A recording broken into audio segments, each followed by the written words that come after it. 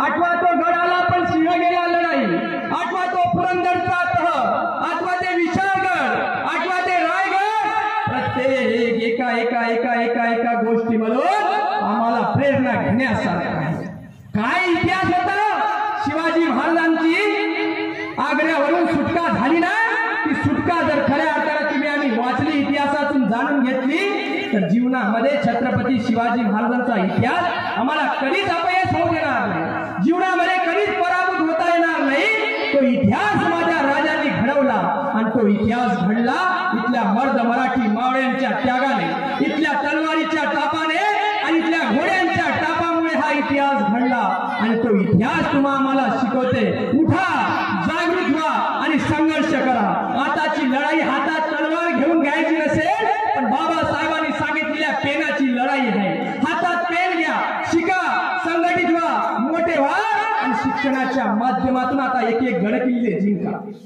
म्हणजे आताचे गडकिल्ले म्हणजे रायगड जिंकणे म्हणजे गडकिल्ला नाही, पुरंदर जिंकणे म्हणजे गडकिल्ला नाही, राजगड जिंकणे म्हणजे गडकिल्ला नाही, शिवनेरी म्हणजे किल्ला नाही. तर आताचे गडकिल्ले माझ्या दादांनो, माझ्या ताईंनो, आजचे गडकिल्ले कोणते आहेत? आजचा गडकिल्ला आहे सर्वात प्रथम गावातला तलाठी, दुसरा गडकिल्ला आहे गावातला ग्रामसेवक, तिसरा गडकिल्ला आहे उपजिल्हाधिकारी, चौथा गडकिल्ला आहे जिल्ह्याचा अधिकारी, जिल्हाधिकारी. IPS बना, PSI बना, IP बना, सगळे PI बना.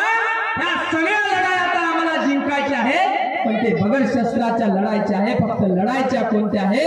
हातामध्ये पेन घेऊन त्या लढाया जिंकायच्या आहे. मग काय गरज आहे? तुम्ही आत्महत्या करता. 10वीचा पेपर फेल गेलो, आत्महत्या. 12वी मध्ये नापास झालो, कर आत्महत्या.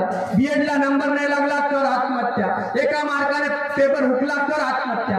आत्महत्या करायला आमच्या राजांनी आम्हाला शिकवलं नाही, तर आम्हाला जगायला शिकवलं.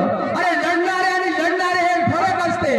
लढणारे होते ते मावळे नव्हते, तर ते लढणारे म्हणजे मावळे होते. आणि त्या लढणाऱ्या मावळ्यांनी या सह्याद्रीच्या दऱ्या खोऱ्यामध्ये इथल्या मोगलांना असेल, आदिलशाहीच्या लोकांना असेल, एवढ्यांना सरासरा कापून टाकलं. मुठभर मावळे घेऊन शिवाजी महाराजांनी पराक्रम केले.